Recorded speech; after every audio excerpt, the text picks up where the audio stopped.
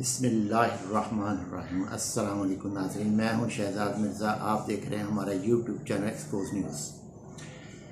नाज़रीन, मुफ्ता इस्माइल समेत इम्पोर्टेड हुकूमत ने जो आवाम के साथ 2 महीने से झूठ बोलते आ रहे हैं, आज उसका पोल खुल गया और ख़ुद ही इकरार कर लिया कि IMF से कोई ना तो इमरान खान ने मुआहदा किया था, ना उन्होंने हमें दबाव डाला था कि जी आप महंगाई करें, पेट्रोल महंगा करें। पेट्रोल हमने ख़ुद महंगा किया, IMF की कोई शराइत नहीं थी।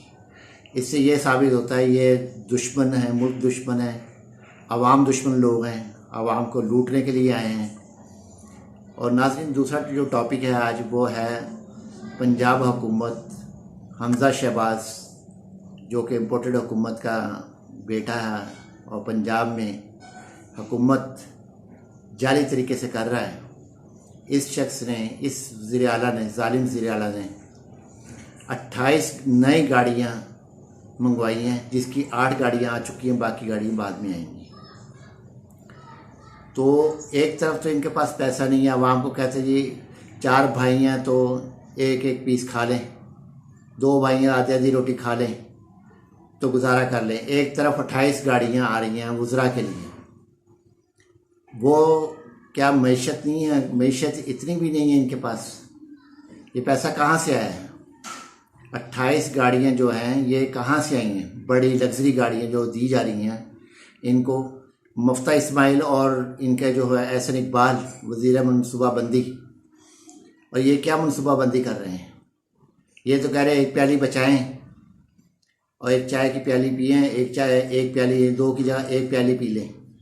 ये इम्पोर्टेड गाड़ियाँ जो हैं, टोयोटा गाड़ियाँ जो दूसरी गाड़ियाँ मंगवाई गई हैं, ये कहाँ गई? अब मैशत इनकी कहाँ गई? अब नहीं है, सिर्फ आवाम को ही भूखा रखना है। आवाम की चाय, पानी, दूध सब छीनना इन लोगों ने। 28 गाड़ियाँ किसके लिए आई हैं? क्या गाड़ियाँ पहले मौजूद नहीं थी? नई 28 गाड़ियाँ किसके लिए और किसके कहने पे आई हैं और क्यों आई हैं?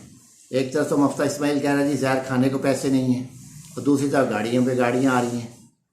और गरीबों के लिए, आटे के लिए सस्ता करने के लिए इनके पास पैसे नहीं हैं, घी के लिए पैसे नहीं हैं। आज घी 150 रुपया फिर बढ़ गया है फ़ी किलो से, फ़ी किलो 150 रुपया फिर बढ़ गया है घी का। तो ये किस तरीके से कर रहे हैं लोग? कोई समझ है इन लोगों को कि हम क्या कर रहे हैं, किस तरीके से काम कर रहे हैं, क्यों कर रहे हैं ये सारा कुछ?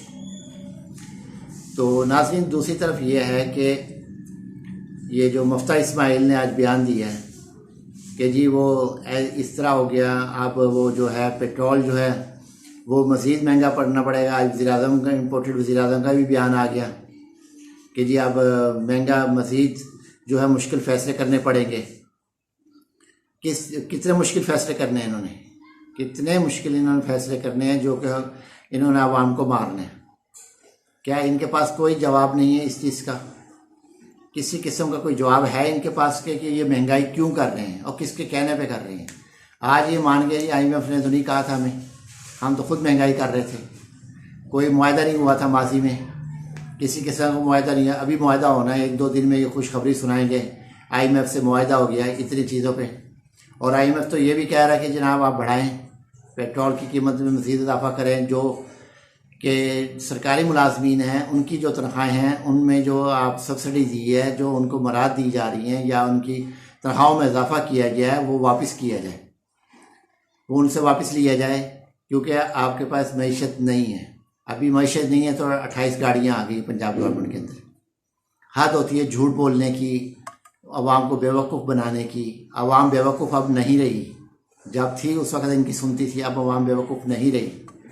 और ये समझ रहे हैं कि हम धांधली करके इलेक्शन जीत जाएंगे, वो भी इनके फहम ख्याली है।